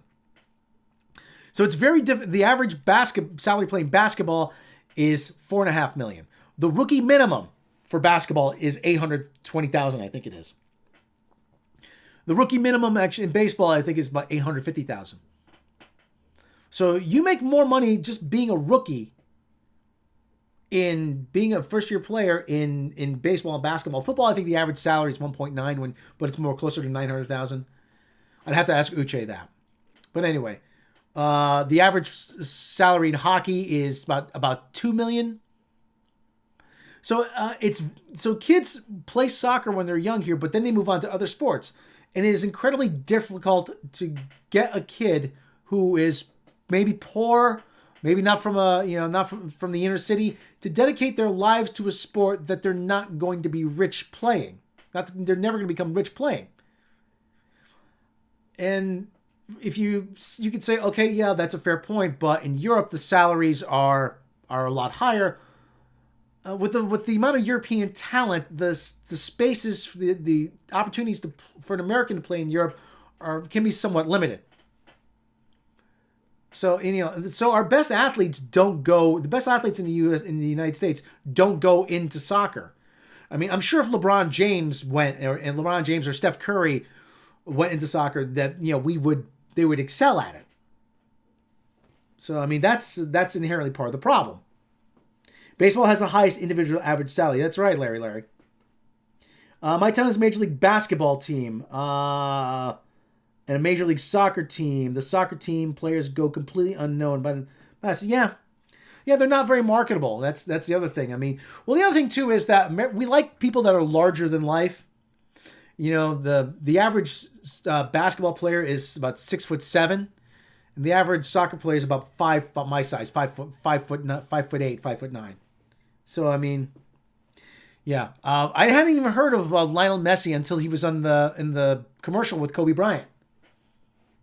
So that's, and the other thing too is if you want to make David Beckham marketable, don't let him talk, because he sounds like a cartoon character.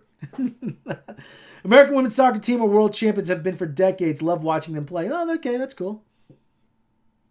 Unless they're going to Europe, the transfers was 500. I transfer in soccer here was 500. Unless they're going to Europe, I don't understand what the transfer is. I'd have to look that up. Yeah, Bex is a plank too. They're troopers when they play middle school boys team. Yeah. Yeah. So there's your sports. There's your sports talk. And the other thing too is the sports landscape here is 24 hours. It's 24 hours a day, 7 days a week, 365 days a year. We talk, especially being in the New York area, we will talk hockey in the middle of August. We will talk American football in the middle of March. We will talk baseball in December. I mean, we will talk basketball in August. I mean, there is no off season for sports in my area. It is 24 hours a day. We have radio stations devoted to sports talk 24 hours a day. They do not take a break. The money you pay to buy a player from another team. See, that's the thing. That's not the transfer. We don't have transfers here. We don't have transfers in the major sports. They have contracts. And those contracts are traded, and then they will pick up the salary, or they will negotiate with another team to pick up that salary, part of the salary. Let's just say, for the purposes of discussion, let's just say if Giancarlo Stanton was traded from the New York Yankees to the California Angels, Anaheim Angels, the Yankees would negotiate to get a player in exchange, and the Angels would pick up a part of that, would trade that player. Then they would negotiate with the Yankees as to how much of Giancarlo Stanton's salary they would pick up. There would be no fee. There would be no transfer fee. They just trade one contract for another. So that's kind of how that works. Free agency killed the clubs. It's not about money for me. I hate when sport is all about money. Well, it's a business, Holden girl. Unfortunately, it is a business. I mean, we spend $200 billion a year in the United States on sports merchandise alone. That's a lot of money. That's a lot of money. So, you can understand why FIFA's been wanting to crack this market for a long time. Free agents killed the clubs. Yeah. Free agency has its upside and its downsides. What free agency has done actually for baseball, for basketball, football, it's made it possible for football too. It's made it possible for teams to get better more quickly, but it's a double-edged sword. I mean, you can't just bank on it. It has to be a combination of free agents or the draft. This is turned into sports talk. I like this. This is turned into sports talk. St. Ham's flag, that was $500 million without commercial sponsorship. That can double that amount. Business, yet they still try woke marketing. Listen, listen. You have a lot of players. You have a lot of African American players in baseball, basketball. I'm sure the football and I'm sure they've dealt with a lot of the issues from those communities. So I really don't fault them. Hey Rob, your G-men better step up this season. That's right, Chef. Oh God. Oh boy. Yeah, they better. They better. So $1 billion for one player. Now the teams are buying that contract. Now, Sander Hammerslag, the teams are buying. They're paying to buy that contract. Do they have to pay him a salary on top of that?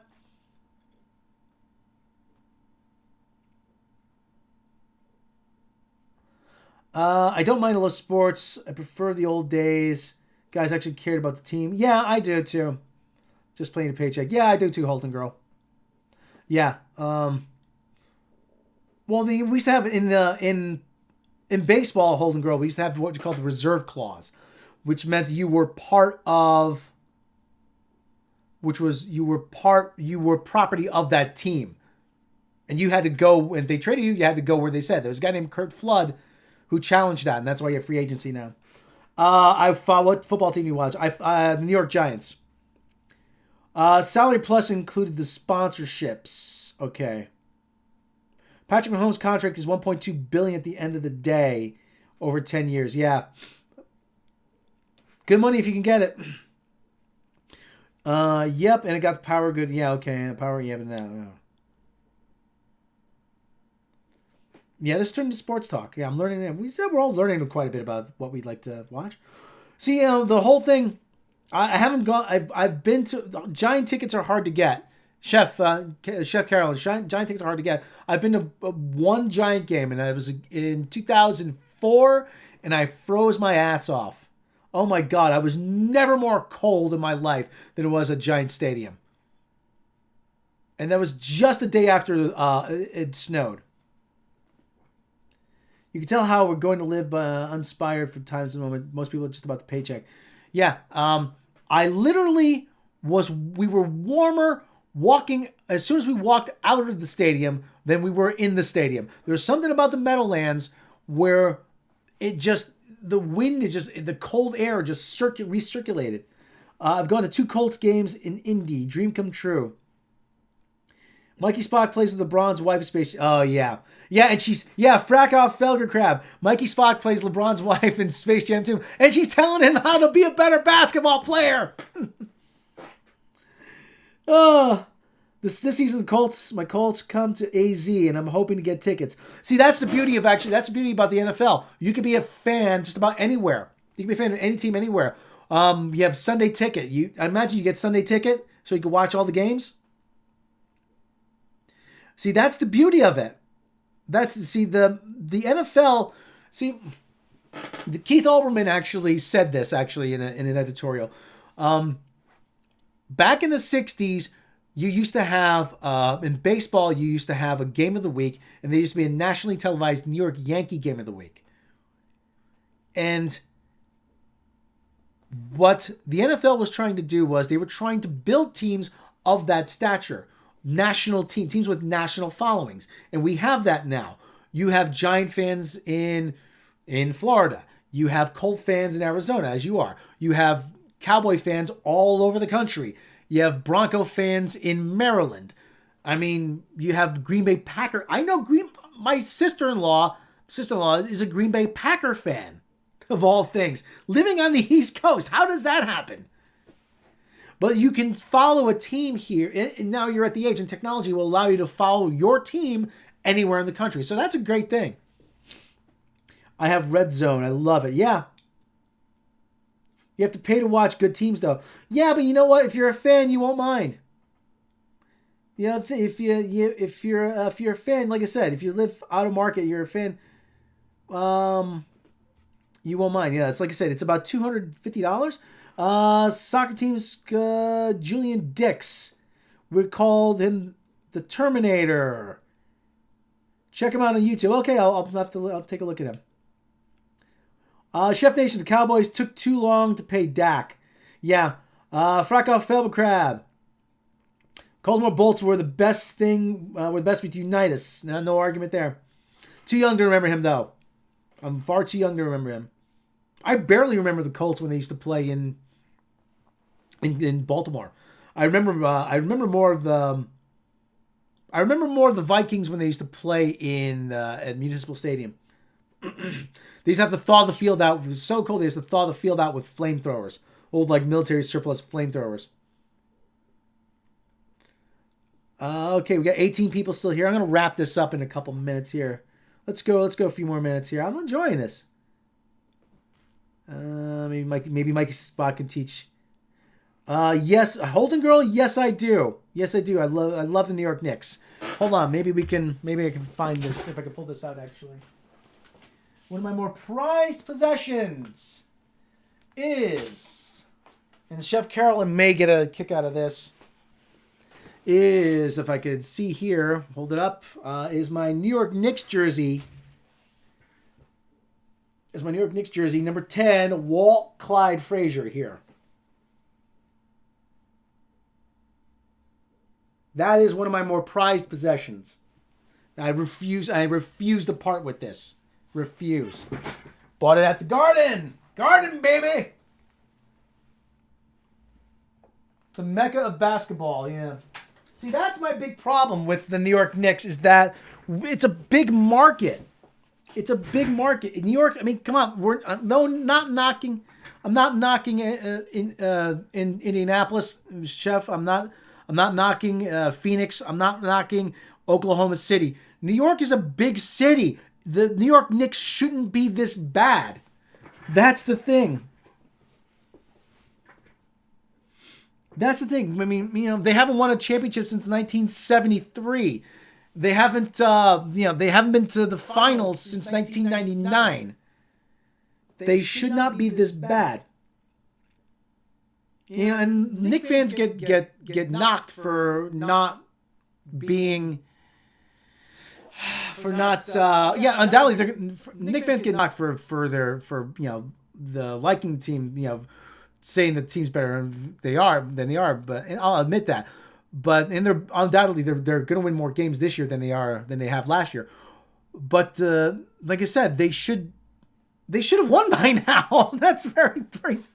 They should have won something. That's all. I love Knicks. I love the Knicks. I love team names: Giants, Colts, Patriots. Yeah.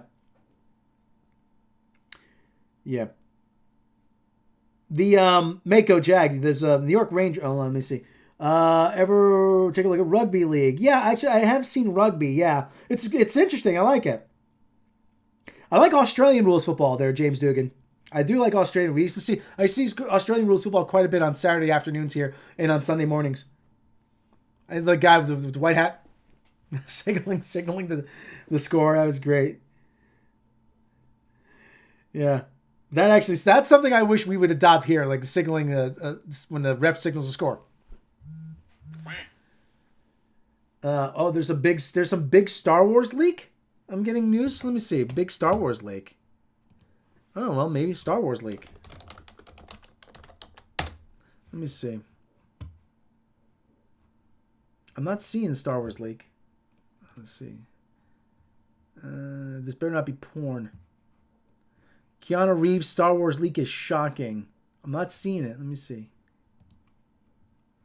Mandalorian season 3. Is that what you're talking about?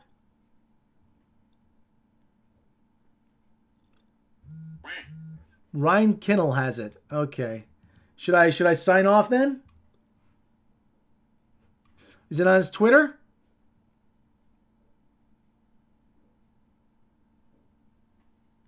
Played rugby league for 14, goes for the injury, cut it short. No, I'm only hearing about it now.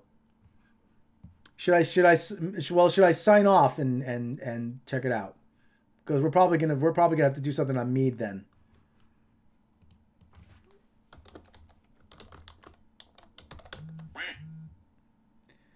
I don't know. This is the first I'm hearing of it. Well, let's go to YouTube. Let me go to YouTube here. Ryan Kinnell. Let's see if Ryan Kinnell. The other thing is you can see the embarrassing stuff I have here. Ryan Kinnell. Massive Star Wars League Rise of. Okay, yeah. Ryan has it. Okay. Wonder what's going on. Massive Star Wars leak about Lucasfilm. Lucasfilm. Let me see. 3 hours ago. Star Wars. This? I wonder if this is it. Two big Mandalorian. Film would have had two big connections to the Mandalorian series. Original script for features. Okay. Well, I got to find out what this is. We're probably going to be doing something about this. Yeah, Ryan has no idea. Could be clickbait. Yeah. Well, the only thing I'm seeing here is this so far.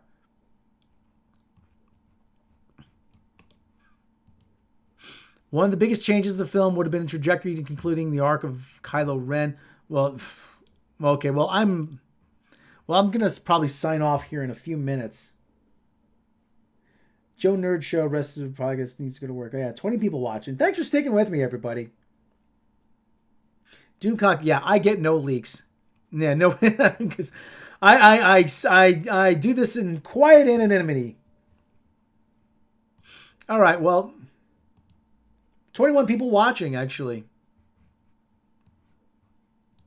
Dark Saber, Moff Gideon. Okay, well, I'm going to sign off here. I don't know what's going on. So I'm going to probably sign off here, everybody. Going to check out what this Star Wars leak is. Probably fake leak. I don't know. Yeah, you're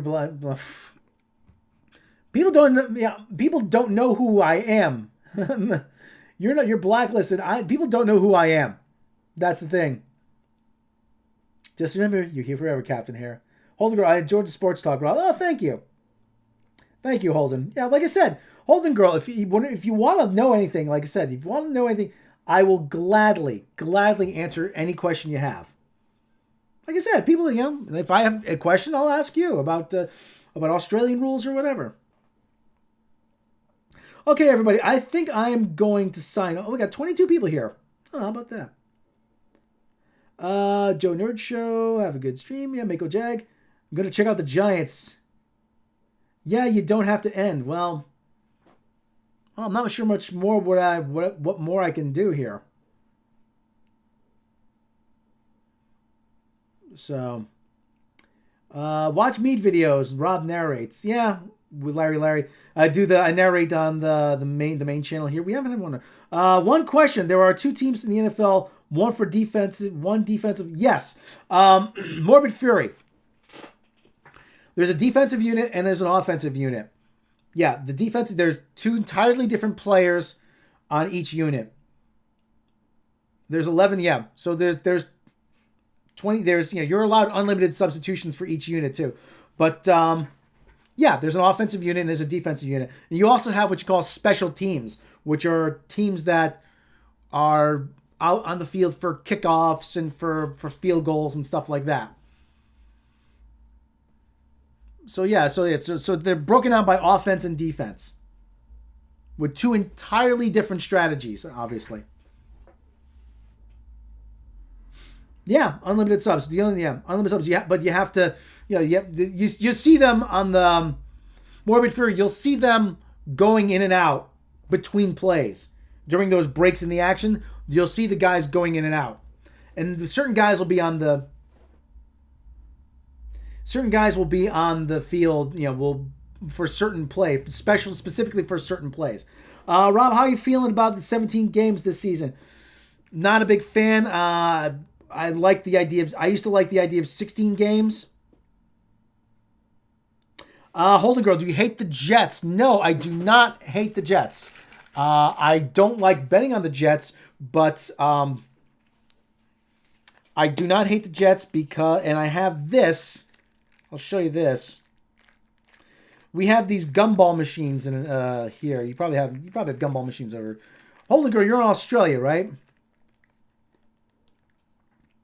Morbid Fury, oh yeah, that all those times the subs are cool. I didn't know that. Thanks, Rob. Okay, Holy Girl, you're in Australia. You're in Australia, right? Yes, Sydney. Okay. You probably have. Well, we have gumball machines in America. Like they do just about anywhere in the world. But here they have little like football helmets you get, and this is here. This is one I got out of there for like 75 cents, 50 cents. A New York Jets helmet. This is a tribute to my buddy Jimmy, who was a huge New York Jets fan, who passed away about 2 years ago. So I keep that up there as a reminder of him. He was a huge New York Jets fan, and sadly he was a veteran. Sadly he lost the battle with ALS, so I keep that up there as a reminder of him. So, and every opening day, I'm like, would you please just win it for Jimmy, please? That's cool, Rob. Thanks for sharing. Sorry to hear about your friend. Yeah, it was. Yeah, you know what? It was bad. Yeah, it was bad. Really bad to see. He still looked. I mean, he looked great when last time I saw him, but sadly, he didn't make it very far. Morbid Fury, we have Newtown Jets rugby league team here in Australia. My dad played for them when I was a kid. Yeah, that's cool. There's a lot. Jets is a very common name.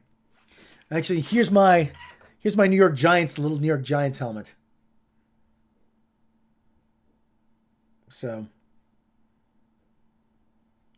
there's my New York Giants helmet.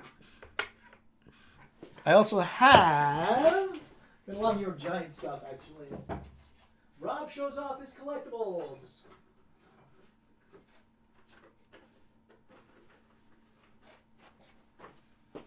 Also have one of these guys here.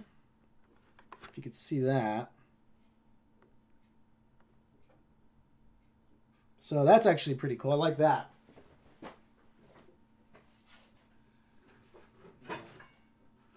Got a couple old school bobbleheads. Got all kinds of stuff, actually. New York Giants stuff. Yeah. I got a bunch of New York Giants hats. I got a lot of New York Giants stuff. So. Jets is McCartney. Jet. Yeah. Well, Jet singular. It's about his dog. Holden Girl. There's so many sports. It's hard to follow everything. Not enough time. Well, they're seasonal, Holden Girl.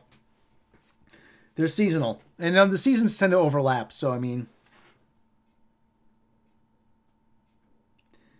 Hate the LQ3. Hate the G-Men. Well, nobody's perfect. So, yeah. I got Lawrence Taylor's autograph, which is cool. I got a football signed by Otis Anderson, MVP of the Super Bowl 25. Well, Robb is Doomcock. Notice the thing for helmets. Oh, God, I wish I was Doomcock. I'm not that clever. I am not that clever. Robb, banter with Mecca. Well, she's in the chat. Holden Girl, haha, Sander. Saying Chef Nation Patriots suck. Let's be honest, they're done. Hey, maybe I'll have to sign on. Maybe we'll have to sign on GTA Online later, Chef. I have the Cayo Perico heist finale set up.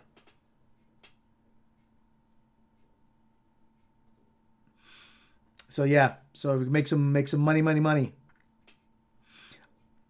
Larry, banter live on screen. Yeah, I'm trying here. I'm trying. I'm trying. I don't think his computer can handle Discord. Well, not at the same time. I have like an AMD A10 processor, which bottlenecks. I gotta upgrade this thing. You're right, Mec. I gotta upgrade this thing. Chef Nation says, hell yeah, I'm down. I'll see if Jesse's awake too. Chef Nation, yeah, okay. Captain Hair, Rob, rant about Chicago style versus New York style pizza. I've never had Chicago style pizza. I've only had a layover in Chicago. I've only had layovers in Chicago. I've never had Chicago style pizza. I like the East Coast kind of pizza. So, but hey, you know what? If you like Chicago style pizza, great. Boost intensity, boost. I'm starting to get winded. Hey, this isn't easy. I'm starting to get winded here, all the talking. Bears were the big name all my friends talked about in the 80s here in the UK. Yeah, Chicago Bears. They had that great season. No, they were a larger-than-life team. Remember Godfather's Pizza? I know of Godfather's Pizza. We don't have a Godfather's Pizza around here. Perico Heist is annoying with my brother, at least. Yeah, it can be annoying. So many things have to go right. That's the problem. Not a fan of GTA Line. Tried it. Not my thing. I like offline mode. Okay, that's cool. Chef Nation, Dubbers. Actually, that's one thing. I like to go to Chicago to go to the Music Exchange this sometime this summer, maybe. Guitar Nation. Actually, I'm having fun with this. All right, a few more minutes. We'll go to the top of the hour. I said that about a half hour ago, but let's go to the top of the hour. The only problem is now I disturbed that. I've got that little mini helmet. I disturbed the dust that's on top of it. Super fans, super fans. Dub Bears. It's the only GTA Online done so far. I don't play online. Frankie Zen, if you set the playback speed to 5, you can hear Shlomo and slow-mo. Well, go to Japanese grocery stores, Chicago. Chef Mecca, you're going live right after Rob? Yeah, I'm enjoying this. Actually, I'm starting to get hungry myself. I got some chicken in the fridge. Wheel. Let's see. Any more questions out there? I played GTA 5 bit, mostly played 4. Yeah, GTA 4 I like because of New York. It's set in New York. Well, it's Liberty City, but it's New York. Come on. We all know it's New York. They get parts of New York right. A lot of parts they are exaggerated. No idea if I go live and figure out what to make first. Okay. Captain Harris, Saints Row, greater than GTA. Oh, I played Saints Row. Saints Row was fun. What job earned you the most money? You mean GTA?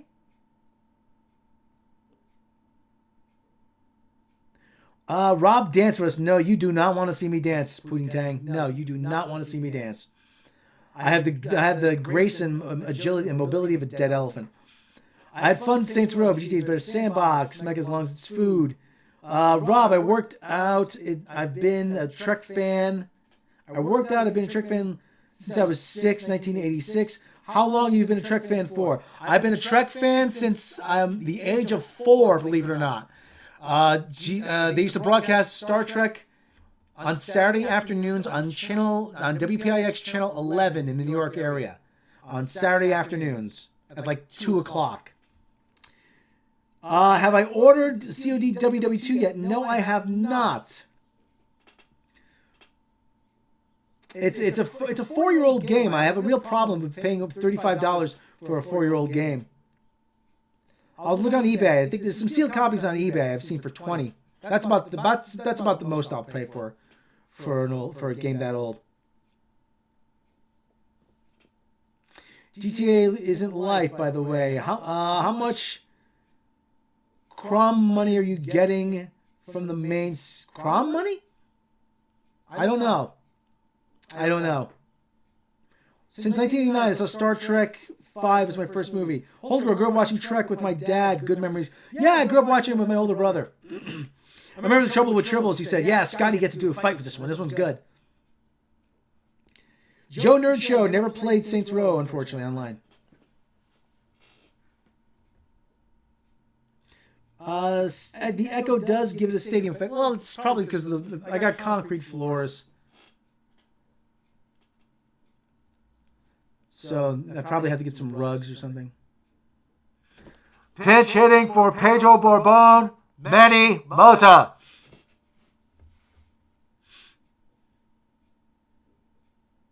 I got, let's see, got the pop filter put in front. Let's see if that helps. So the echo is from your webcam. The echo's from my webcam? I'll have to straighten that out. You'll have to show me how to straighten that out. Baseball has been very good to me. Thank you, Chico Esquelia, Fraccal Felber Crab. I remember when that sketch first aired. You have to disable the webcam mic. Mute. Well, why don't I disable the mute and the mic? We got to do a live stream this fall. So yes, Chef Nation. Yes, we do. We have to do a football live stream this season.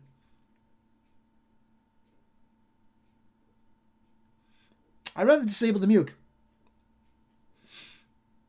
Mucus. Too much mucus. There's a saying in Italian, mucus. Hey, mucus. When somebody looks stupid, you're a mucus. Means it looks like you have running down your nose. Pudding Tank 2. Rob, what's your opinion of Naked Gun movies? Love the Naked Gun movies. Saw the Naked Gun, the first movie, twice in the theater, and I remember watching Police Squad on television.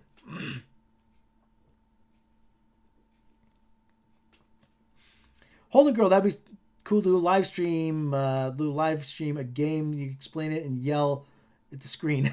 Yes. We'll do a rules presentation. Mako Jack, I only found out recently about Police Squad. Yeah, it was a good show. Michael Miller, Rob, did you watch Cell C videos? No, I have not watched it yet. I will watch them. I imagine they're just as unfunny as he is. I will watch them. So, next week, actually, you know what? Next week, a little serious note. Next week, I get my second dose of the Fauci Ouchie. So if you have it, it's available in your area. Please go get it, please. But I was thinking about posting a video of me coming out of the building after getting it. Morbid Fury. I learned about playing baseball from MLB 2K11. Batting average, pitch types. Giants let pitchers hit. White Red Sox didn't designate a hitter. Yeah. The National League does. National League does pitchers hit. American League does designated hitter, but they are going to go to a universal DH pretty soon. I think next season.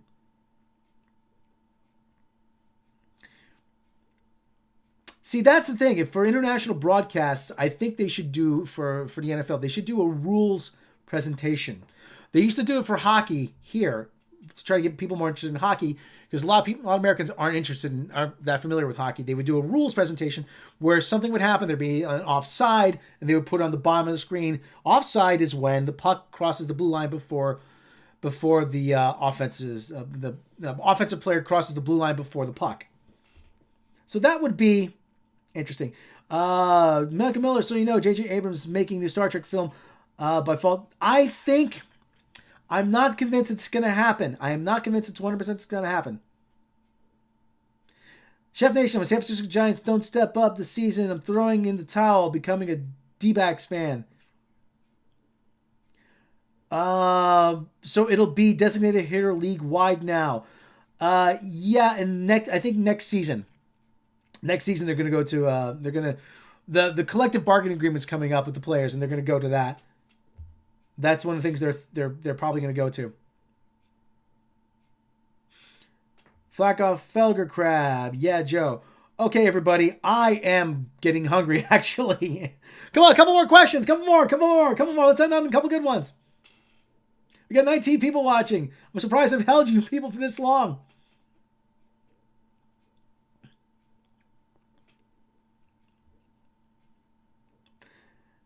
Let's see here. Fractal Felger Crab. My chat froze? I think my chat froze. Okay. Morbid Fury. Any more advertisements in the works? I'm working on a couple things. Actually, you know what? I just did something for Nina Infinity, too. I did a couple things for Nina Infinity, and actually, yeah. You'll have to, what that is, I'm not going to say. What the powers, nice. Play. I'm not sure I know how to play it. I'm not sure. Can I play it? I'm not sure. What Monty Python movie do you like the most? Holy Grail.